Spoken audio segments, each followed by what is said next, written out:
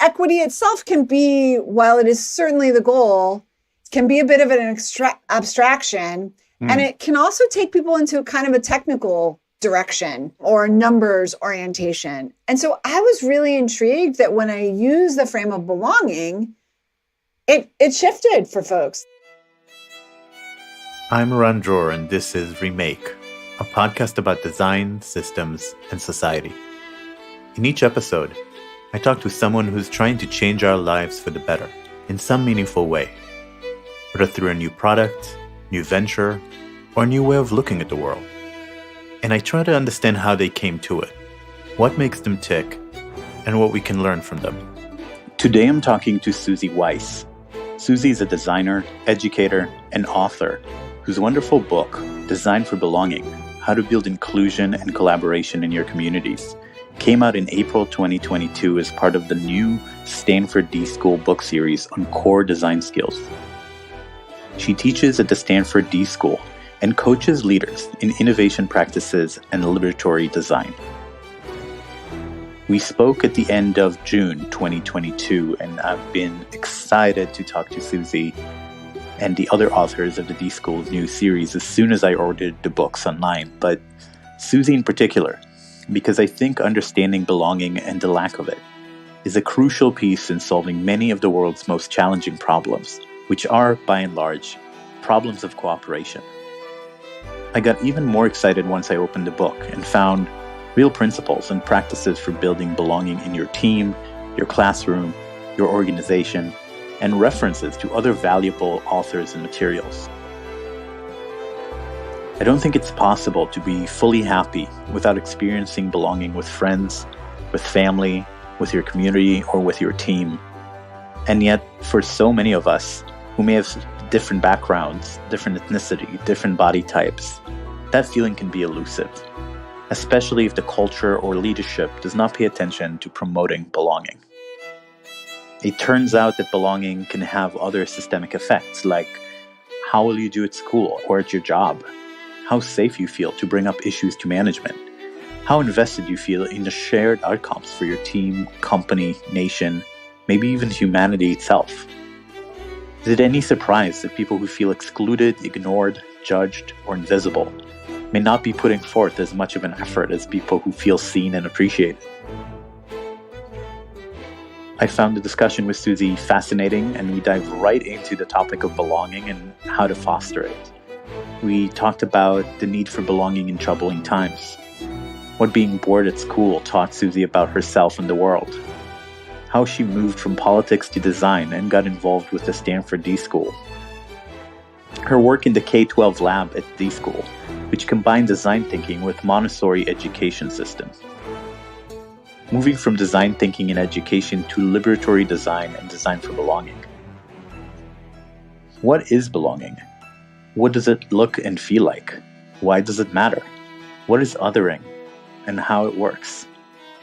The importance of ritual, storytelling, and spaces in crafting belonging. As someone who's researched religion through a designer's eye, I love the emphasis on ritual, spaces, and storytelling in crafting belonging. All of these areas which religions are famously good at utilizing, whereas secular environments often fail entirely to appreciate. But what if a school made you feel as welcome and as part of the community as the best churches? What if the rituals we crafted and the stories we told included every one of us? Since this interview with Susie, I've already interviewed a few of her co-authors in the d.school new book series, which will be coming out in the next few weeks. This conversation is one of perhaps a dozen weekly conversations we already have lined up for you, with thinkers, designers, makers, authors, entrepreneurs, and activists who are working to change our world for the better. So follow this podcast on your favorite podcast app, or head over to remakepod.org to subscribe. And now, let's jump right in with Susie Wise.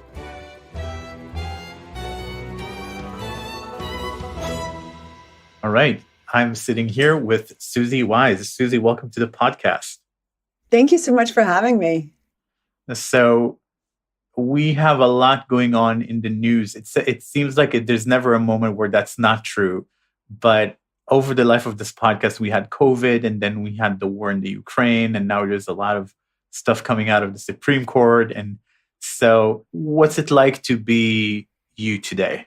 Oh, wow. That's a profound question. I'll say this morning in my meditation and yoga, I was really working with grief, just a lot of sadness for ongoing discord and turbulence and taking away of rights, here in the US context.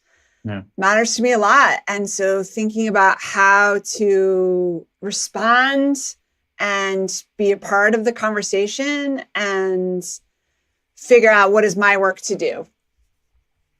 Yeah. And as someone who facilitates and creates these spaces for conversation, for better communication, the country is so divided and so polarized and these topics go so deep that you can't have any sort of dialogue around them, and it's just who wins in any given moment.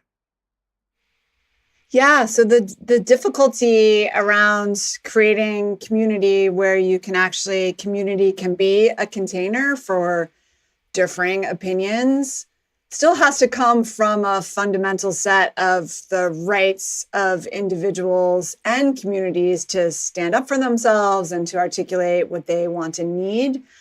So belonging is really important in this moment. But it's interesting because I was very clear on how belonging was a part of racial reckoning after George Floyd was murdered, and how belonging was a part of recovering from the pandemic.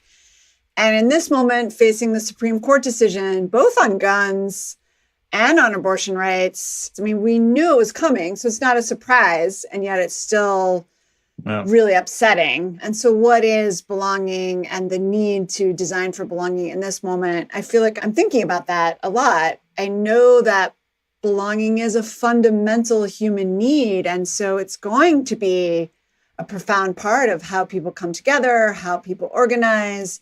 It's also is, as you're mentioning, a part of figuring out how to have conversations and do work together across difference. We have to be able to assure mutual safety and belonging as a human need in order to work through differences. Yeah.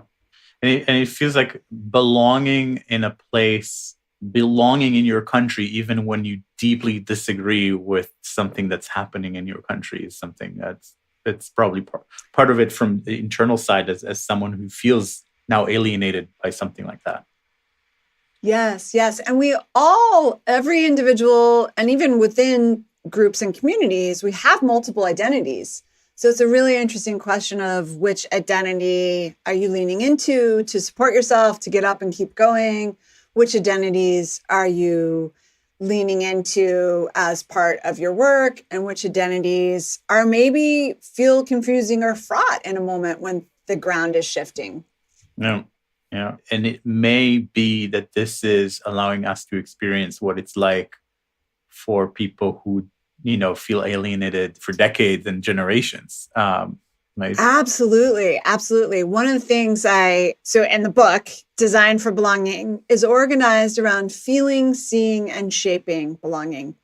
And the feeling part really matters. Belonging is a feeling. And what I've found is helpful about lifting up belonging as something to design towards or design for it to emerge, because you can't design it. You can only design things that let it emerge. But that's really important to reckon with it as a feeling. And then, as you say, to recognize, wow, I've had a lot of belonging in my life. I might now be feeling less belonging because of whatever's happening in the news. And that helps us to recognize folks who much more consistently, because of the structures and systems that organize our world, have very rare opportunities to feel belonging or don't get to feel belonging in public forums very often. Yeah, that's really interesting. And I'm trying to bring it back to Israel, because Israel has a lot going on that we don't agree with or we don't support. And my Israeli friends fall into two buckets. The ones that are constantly talking about leaving. They never leave, but they're constantly talking about, I don't belong here. What am I doing here? And then they have some excuse for why they're staying. It's like it's too hard. And then the other group is, no, this is my country. I'm going to stay. I'm going to fight. I don't know if I'm going to win, but I'm committed to this relationship and to this belonging. And those are the people who seem to actually make a difference also in the end, in what the country does for the better. I think it's a choice to some extent, right? Do I commit to this belonging? That's right. And design is a choice, right? Design is about taking intentional action to create the world you want to see. And so the reason I wanted to bring together the notion of belonging as this human feeling that we need in order to show up, be ourselves, contribute, combine that with design is to say, again, as I said, you can't design belonging because every individual is going to feel it how they feel it, but you can design all kinds of things that can help bring it forward and allow people to tap into it in new and different ways. And so that intention, that commitment to design, I think is really profound. Yeah. And you talk about design, and behind you, I see all of these design objects on your wall, all these bags and this lovely owl, and they're very beautifully laid out. So I had to mention it for the people who can't see it. Yeah. And it's an important thing, too, to say, right? There is that way. Sometimes the word design for us evokes the beautiful layout or the beautiful installation or the beautiful website or logo. And it's really important. And certainly in the d.school context, we really like to think about design as actually a creative problem-solving methodology that all kinds of humans can engage in and that we can use to build the systems that actually shape our world. So there's a question we usually ask in the beginning to find our way into the person that we're talking before we get into their work. So that's my question to you. What's something you've learned early in life that still drives or guides you today? Thank you. I love that question. So, and I had listened to a couple of your podcasts, so I knew you were going to ask that question, and I didn't prepare an answer, but I found that I really enjoyed thinking about it. So thank you for the question. And it took me back to middle school. And middle school, I was a really frustrated student. So imagine 12, 13-year-old Susie. And, there was a lot going on at home. And so school was kind of my place to shine. But I was also often pretty bored. And so one of the things I discovered in that time was that it really made much more sense to me to work hard on something when I felt like it mattered. I look back and I became a kind of project-based kid. And I carried that forward into my pedagogy now in terms of design. But really, for me, it was about trying to work on projects where the outcomes would matter. So, for instance, I was often bored in class, but I would figure out how to get the teacher to let me go do a project. So I remember I ended up organizing a citywide canned food drive, which meant that I got to do my homework really fast and then get out of class and go around and collect cans so that we could give food to the food bank in our town. And that's kind of a thing that has stuck with me. And I bring it forward to this conversation in terms of design for belonging. Part of what this book is about is encouraging designers and leaders of all kinds to consider the state of belonging in their team or their organization or the work that they're doing. That belonging for me right now is that thing that matters. And I would love to help us turn our attention towards building more belonging. And so were you interested in design right off the bat? Because I know you studied that and you eventually got the PhD in learning sciences and technology design. But was that early on in your childhood, in your early life, or how did you find yourself doing that? It wasn't at all. I was a kid who was focused on politics, so student government, and in high school, statewide student government. And I went to college with the idea that I would go into politics and work on Capitol Hill. And I did work on Capitol Hill during college. Nice. And in fact, in my last year of university, I had a job to go be a legislative assistant for the congressman that I had interned with. And at the last minute, I thought, ooh, all those boys in blue blazers. Maybe not. Maybe I didn't want to go and just be the lowest person in the politics. Maybe someday, if I had something to contribute from a policy lens, perhaps I should go back, but that I needed to start somewhere else. So I always thought I was going to be in politics. I did not study design. I studied history. I studied French. I studied art history. And so instead, I didn't go to DC. I moved to the Bay Area. And I started working in education and thinking that might be a policy arena that I cared about and could work in. I was trying to work for nonprofits that were working in education, and I found a few interesting ones and ended up working in HIV and AIDS education. And that kind of led me on the path that ended up landing me in some technology design work. But it really started from a space of community-based learning experiences and how you could offer those. So I didn't come out of design. What I found when I landed at Stanford to do a doctorate in the learning sciences and technology design, that was really about having spent then many years thinking about learning experiences and designing learning experiences, both software-based and video-based in the real world, in museums and other kinds of organizations, that those that I had developed, I didn't know what human-centered design or design thinking was, but I had some instincts that were towards that. So when I landed at Stanford and I took a class, at the time it was called ambidextrous thinking. And I took this class that was introducing the framework of human-centered design. I was like, oh, there's a name for it? Wow, that's my method. So I wasn't schooled as a designer until quite a bit later in my career. And I found that the empathy orientation of observing in the world and then the kind of moving quickly and trying things, the prototyping orientation, were really how I had been working. And now I had a name to call the method. Yeah, that's amazing. So, someone told me years ago, if you want to find out what you were meant to do, go back to your, when you're in the shower, what your brain just naturally goes to when you're not trying to control it. And I was like, that's not helpful at all, because my brain always goes to like world problems and how to fix them.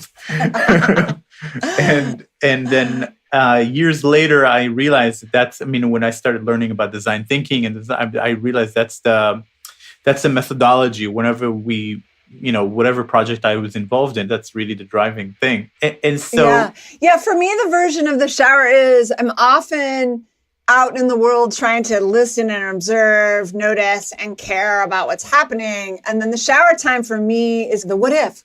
Oh, we could try this. Oh, we could try this. We could try this. Exactly. That's what happens in the shower, is where the ideation and then idea kind of nuggets of prototypes come. So I can get out of the shower and then call or email someone to say, hey, do you want to try this? What if we stood on the corner and talked to people about this idea?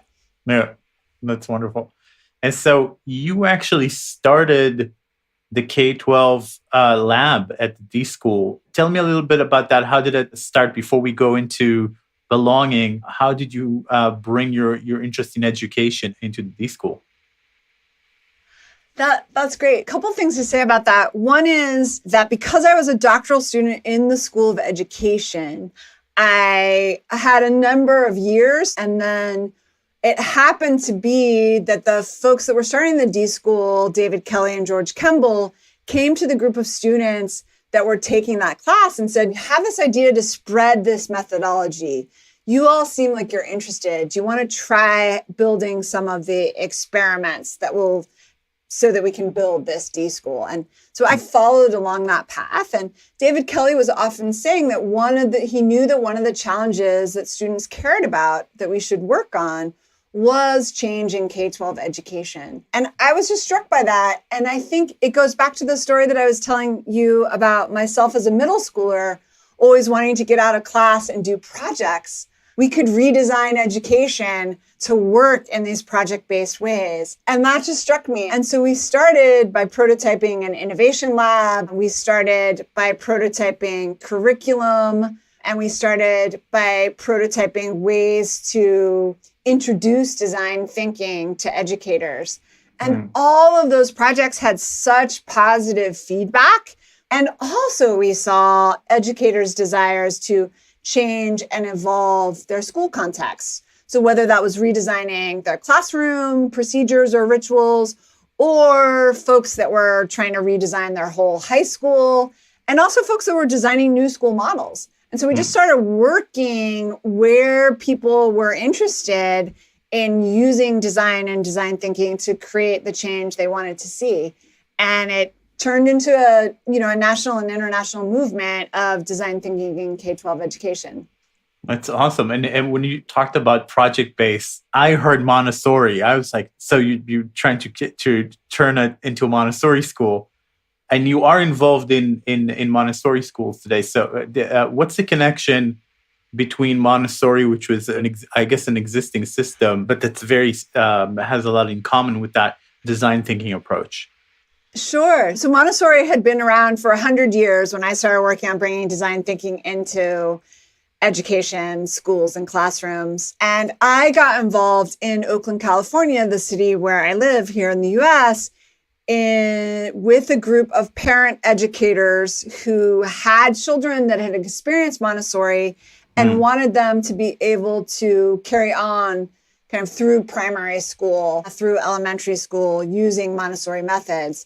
And I joined that group, and we designed a school called Urban Montessori Charter School here in Oakland, California, that intersected the 100-year-old Montessori methods of student-centered work with design thinking as a kind of contemporary toolkit to build creative muscles with children and to use them to solve problems right here in our town. The Urban Montessori model combines Montessori education with design thinking and also with arts integration so that students would have access to understanding their ways of learning. That's a huge part of Montessori, is knowing yourself as a learner.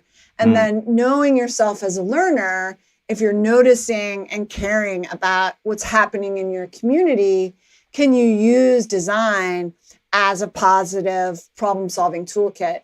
Maria Montessori, who created that method in the early 1900s, was very much a proponent of using the tools of your time. So even though her method, right, is from more than 100 years ago, we really thought that design thinking was one of the tools of our time that we wanted students to be able to use. Cool.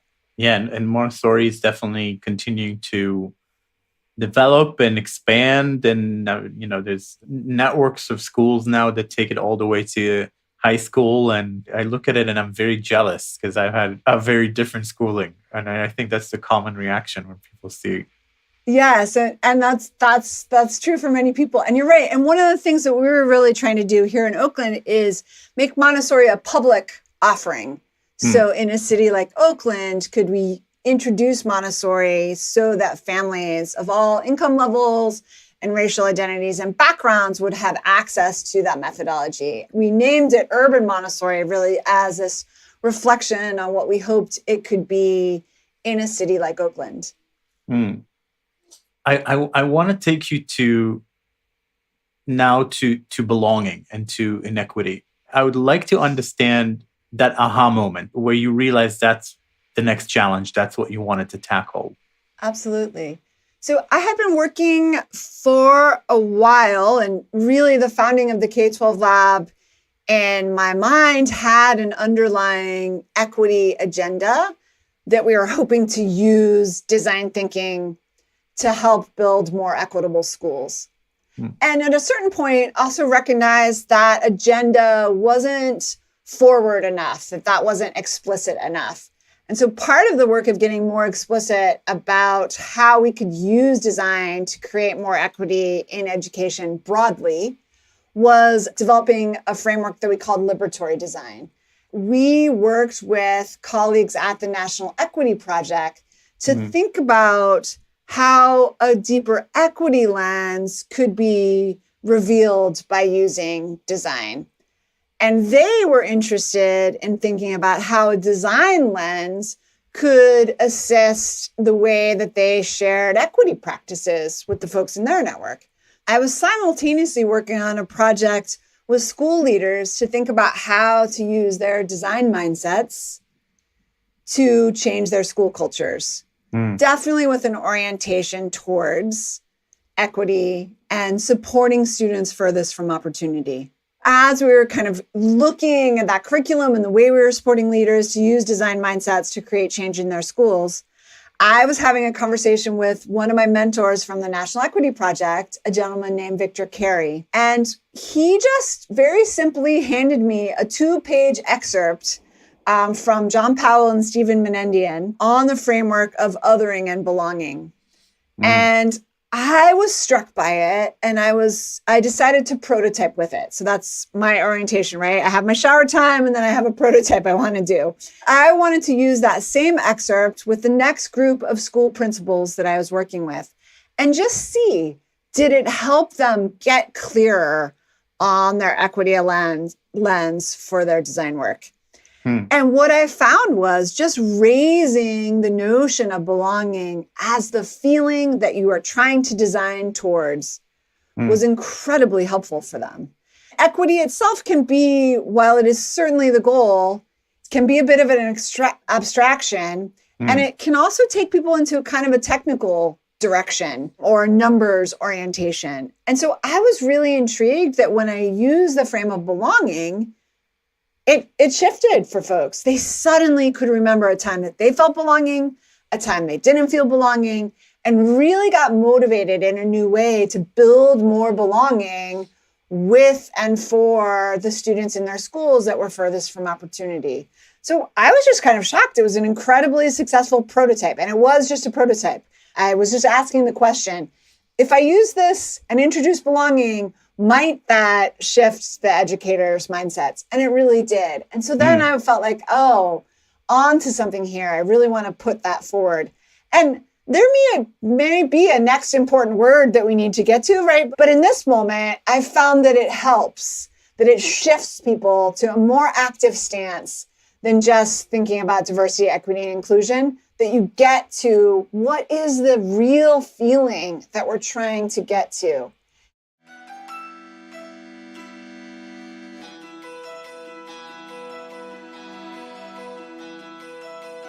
You're listening to Remake, a podcast about design, systems, and society. If you're listening on a podcast app, you already know how to follow podcasts. So please follow this one.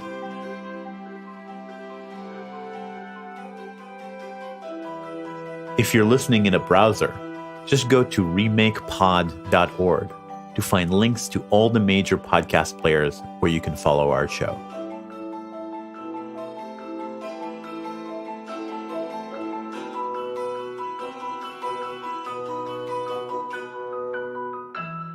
So I want to dive into the book, and the book is that I have behind me. I just have to say, it's a lovely book. Thank you. Thank you so much. Just a joy with the illustrations and the fold outs. And I found the little illustrations also so helpful with the little charts. For instance, how does belonging feel? How does othering feel? Mind maps. Yeah, the mind maps. Yeah, so there's a mind map of what does belonging feel like and what does othering feel like. Yeah, absolutely. Yes, I love those too. Amazing. And another shout out. So the artist and illustrator is a mural artist named Rose Jaffe. She just absolutely got what I was going for with this book. So I also feel like the illustrations really help it. They bring it alive, but they also, I'm hopeful that they help turn the book into not just something that you read, but something that you use. Yeah. Yeah, it makes it feel inviting, and it makes it feel like I want to carry it with me sometimes, and I want to open it more often than I would like a thick book with a lot of text in it. Yes. And open it and try it, right? Try an exercise, right? Yeah. Open it in your next meeting and think about, hey, let's all do a journey map of belonging over our last week and see where that takes us and what kind of a conversation that could generate. Yeah. And so I'm going to start from the start. So I'm going to ask you what is belonging? I want to frame it with this quote that you have in the book from Brené Brown, which is, I think, is really lovely. True belonging is the spiritual practice of believing in and belonging to yourself so deeply that you can share your most authentic self with the world and find sacredness in both being a part of something and standing alone in the wilderness. So What is belonging? Is it a state? Is it what? How do you define it today?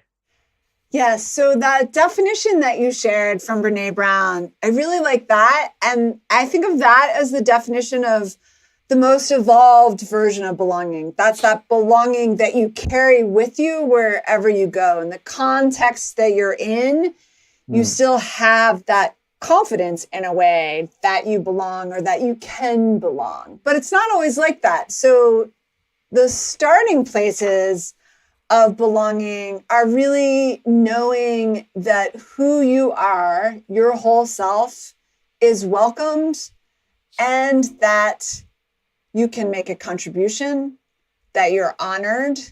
And I go further too. The John Powell quote that I use further in the book is also to say that belonging is more than just being seen. Belonging entails having a meaningful voice and the opportunity to participate in the design of social and cultural structures. So he takes it all the way to that place of, if you belong, you're meant to really be a part of something. Belonging is beyond just fitting in. It is getting to be who you are in your context. Yeah, that's wonderful. And we also have this quote from Christine Wong Yap about belonging happens when people feel safe, seen, and accepted. I love that. And you describe, you have a whole chapter about what belonging looks like. If we look at a group or at a community, how do we identify belonging? Yeah. So the thing that I'm doing in the second chapter, so once you're clear on what belonging could feel like, when and where you may have felt it, when and where others that you're working with may have felt it, the seeing belonging really matters because that's breaking it down. Belonging is not a monolith. Our experience is not just one thing. So in seeing belonging, I'm inviting us to consider, what are some moments where belonging really shows up? We've used the word here, welcome or invited. Those are really important moments. We've also talked about having a meaningful voice and the opportunity to participate in the design of social and cultural structures. I also talk about the moment of dissent. So what is it to actually have to say, this is not working for me. I don't feel comfortable with this. This system makes me feel like I don't belong. That's a really profound moment to design for as well. And I lay out 9 moments in the book, but I also offer the invitation to everybody to think about in your context, whether you're thinking about your family or a team at work or a larger organization that you're part of or your town or your city, to think about what are some concrete moments that you could design for greater belonging. It becomes a really powerful tool to see what those moments are and to differentiate. You may have been a part of an organization where you felt really invited to join, but then unclear how to make an authentic contribution. The moment of contribution is a powerful indicator of belonging. And if you don't feel like you can make a contribution, it may be that that's the moment to work on. So the moments then become ways to get very concrete. The power of design is in specificity and creativity and specificity. So get to those concrete moments and design them. Yeah, I love the inclusion of, because many of the other ones are this maybe softer, like the invitation, the welcome, the participation and contribution, and dissenting as an example of belonging. If you feel like you can dissent. I mean, in a way, it's a measure of belonging, right? You wouldn't bother to dissent or raise issues potentially if you didn't want to deepen your belonging. No. And so I want to take the point of view of someone who's a little bit more cynical, and he hears this interview so far, and he's like, I'm saying my mind just goes to he for some reason. But it's like, yeah. Why does everybody have to feel good all the time and fuzzy wuzzy? Like, why is this important? Is this really critical or just like a feel good thing to add on? Sure. Well, a couple things to say is one is it's not only feel good, right? Because dissenting, making an authentic contribution may or may not feel good. And yet belonging may be at play. So that's one thing to think about. But why does it matter? Well, it actually really matters. There's a fair amount of social psych research, both in the education field and in workplaces, that belonging is a fundamental need that folks have in order to contribute. Or in the learning context, in order to learn, you have to be able to see yourself as belonging to a learning community. You see yourself as a learner when you feel belonging in a learning community, and that actually enables you to learn more. So that's fundamental. So that's schools, that's workplaces, that's family life, that's community life. If we want to be able to achieve almost anything, belonging is fundamental to it. So it's not fuzzy wuzzy, it's fundamental.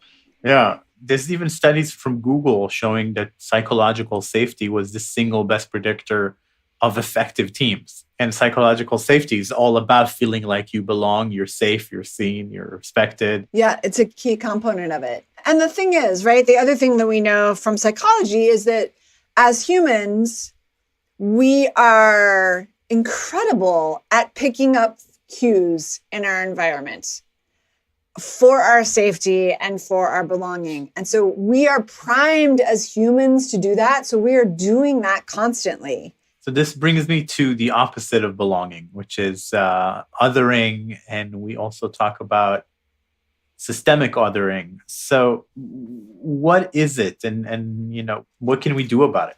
Yeah, so that's the question, and that's the orientation for this book. So othering itself, also a feeling, the feeling of being othered.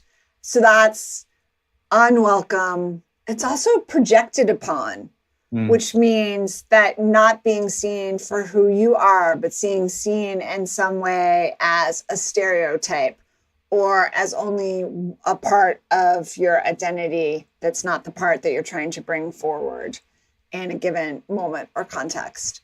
So othering is profound. That's how it happens or what it can feel like on an individual level. And then, of course, systemic othering is the excluding all the way to the extremes of segregation, excluding people based on a particular identity or trait. It can look like that in its extreme form. But it's also, again, back to the psychological cueing, it can also be very subtle. And that's what leads to then a deterioration of how people can participate and contribute. Yeah, this reminds me, many years ago, I was sitting in meditation at a meditation group in New York.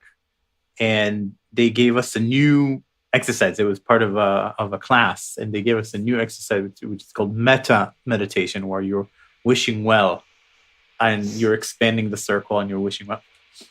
And I think that was a moment where something in my brain shifted because something worked there, because I emerged from that room and I suddenly saw everyone in the street that I've been ignoring and blocking off.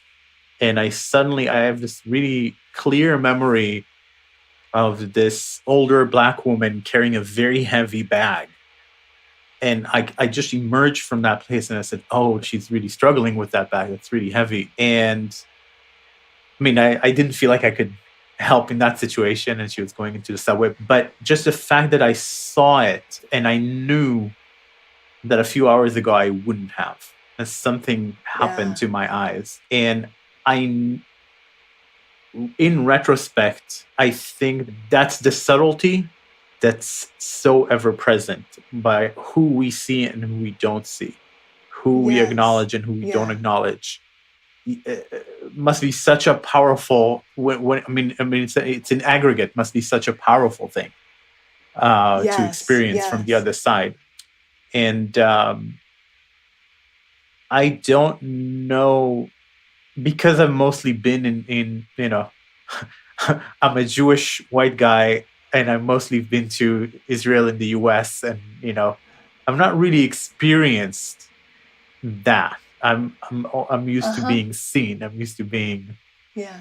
you know, Yes. I'm used to taking a lot of space. Yes. Just jumping in on the meta meditation, I think it's very powerful to think about. I've done some of that practice in my life, and often when led, there's the offering to yourself, to someone close in, and then also to someone further out, maybe someone that you're have a negative even relationship with. It's a cool analog to bring into this conversation, because I think thinking through those layers is part of the work that we even as individuals are actually always part of more than one part of an identity, more than one part of a community. And then the other piece that you're calling out there is, and referencing back to the school I helped to start in Oakland, Urban Montessori, we situated the design thinking process for young people as starting with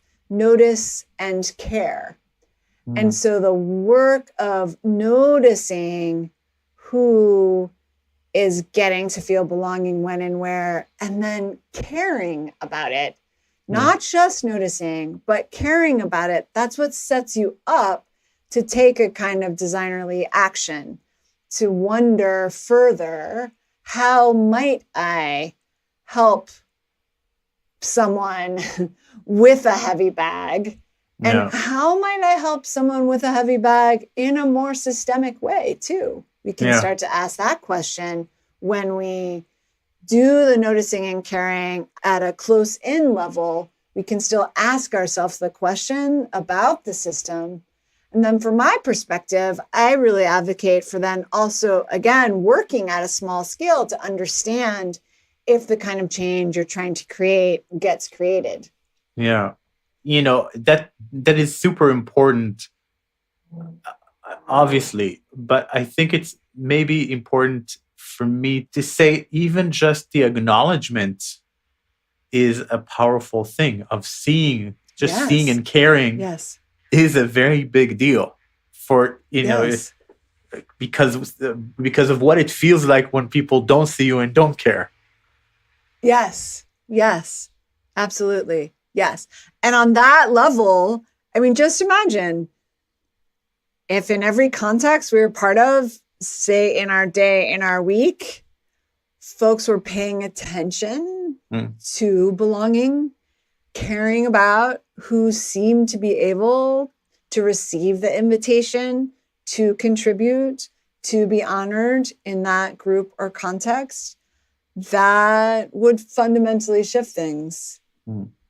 So it becomes an invitation for greater design, but I agree with you 100% that the noticing and caring about it is powerful in and of itself. And I think that some of these things, once we notice and care, almost happen of their own accord. We just want to do something about it, and we're together, and so we're starting to work on it together. And absolutely, it primes you, and you don't actually stop there. Yeah. So there's a couple of exercises that you have in the book that are very interesting. One of them is, and feel free to talk about others as well, but this one caught my eye, the assumption storm. Yeah, it's been so intriguing to me. The assumption storm is catching a lot of people's eye. It's an excellent exercise. Assumption storming is kind of a classic design exercise, often used to set up brainstorming, but it can be used as a kind of analytic tool as well. So the notion with assumption storming is to think about your context. So specifically, the example I use in the book are some folks that are leading an after-school program. And so they think about, what are all the assumptions that we have about this program? That it's after school, that you have to be enrolled in it, that it's just kids from this school, that it happens in this particular place. Like, they can go on and make a whole list. And you can, when you're assumption storming, you want to go as broad as you can and say those basic things. Like, we run an after school program, you still have to say it's an assumption that it happens after school. Because the thing is, it could happen all kinds of different times, your program, but you've constrained it with your assumption that it's in after school. So you list out all of your assumptions, and then you're in a position to question them, to try and flip them. So is it after school? Oh, where else could it be? It could be before school. It could be at lunchtime. It could be during class. It could be, right? You can flip those in as many ways as you want. And it doesn't mean you have to do it, but you're giving your mind the opportunity to both see the assumptions and also notice what else would be possible if you weren't constrained by that assumption.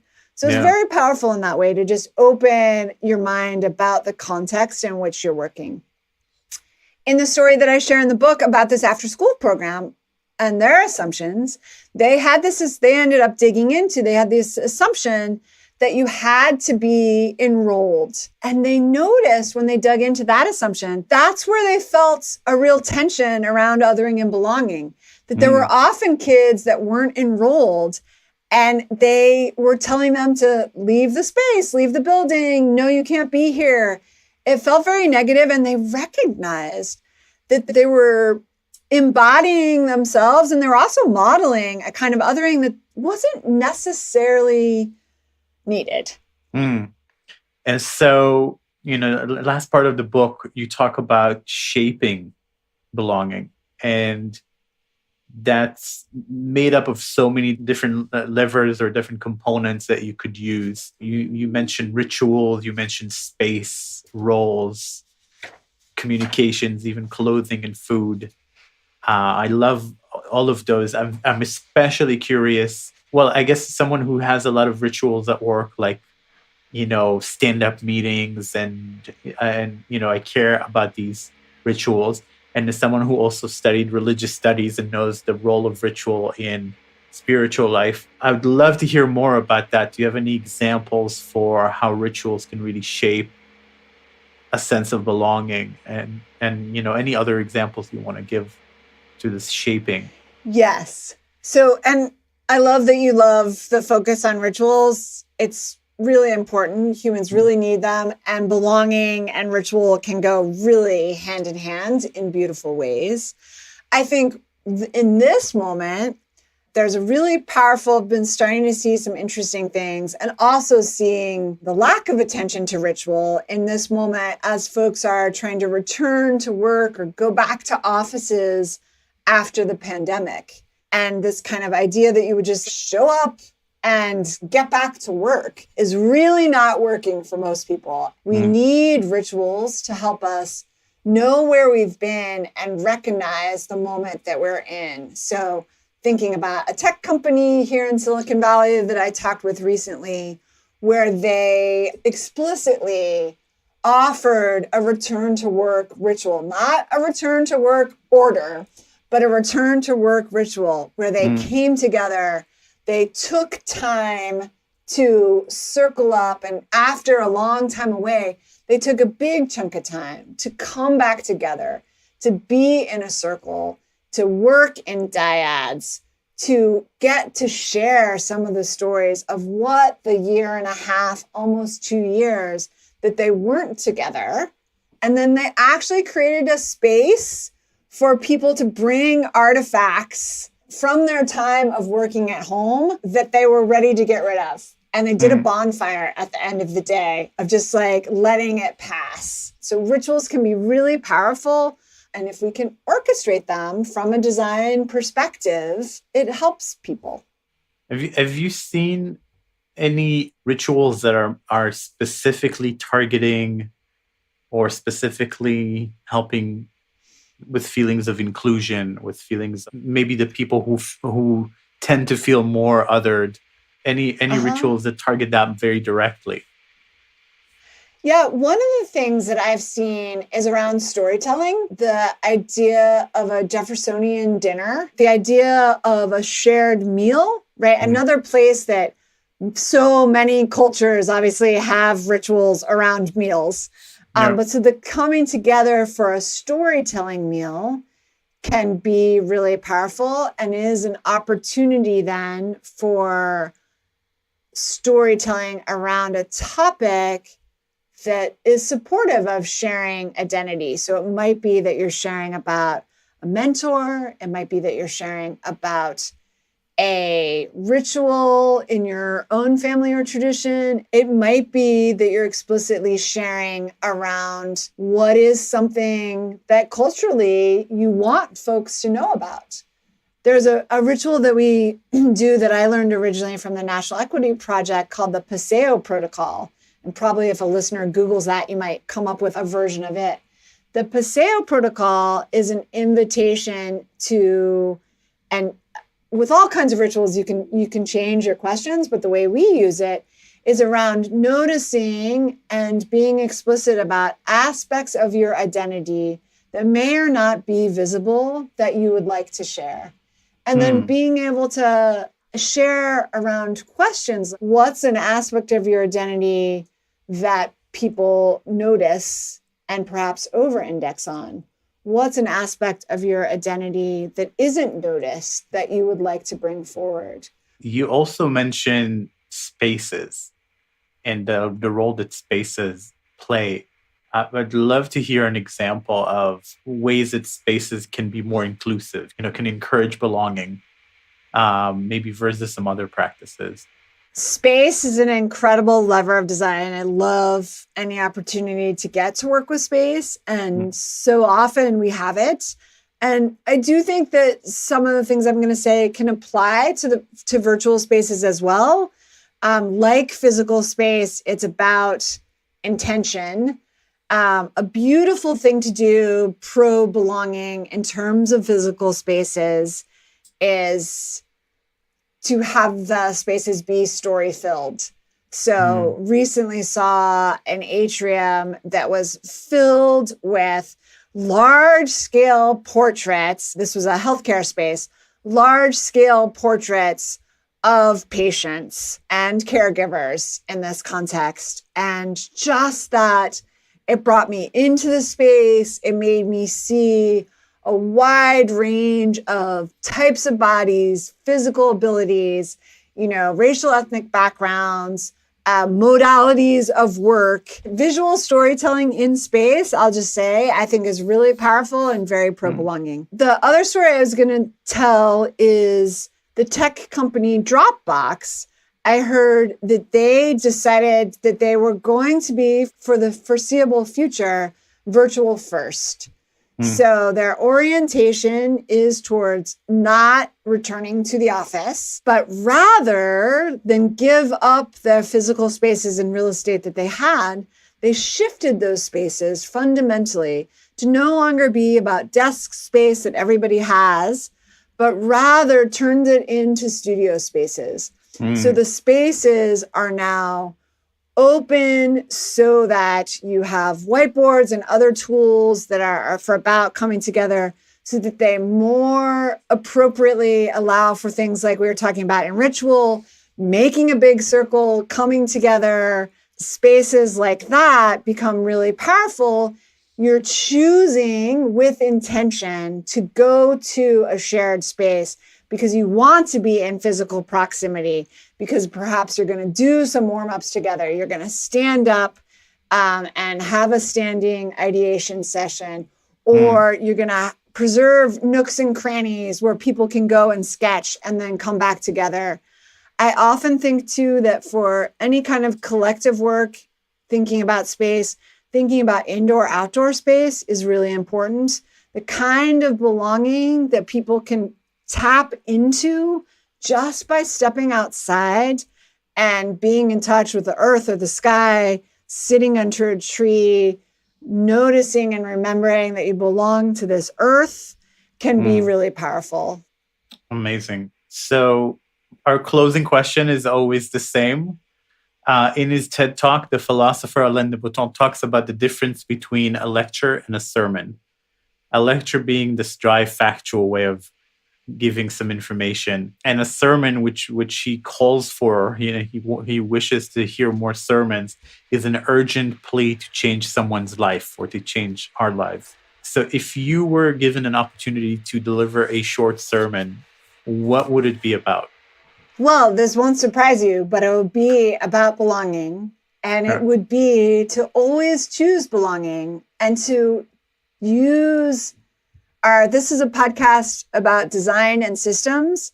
So to use our design energy towards the things that matter most, belonging being one of those, that we can choose to do the work that matters the most. Wonderful. Thank you very much. Thank you. Remake is produced by myself and Regina Rothstein. Research and editing by Louis Brady. And audio engineering by Greg Cocoveos.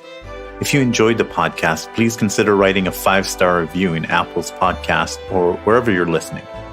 It helps many more people discover the podcast and also just makes us feel good. Current support for the podcast comes from my own design company, Remake Labs. We're a global strategic design sprint agency aimed at improving outcomes through repeated and rapid design interventions. Now, until next time, be well, everyone, and see you next week on Remake.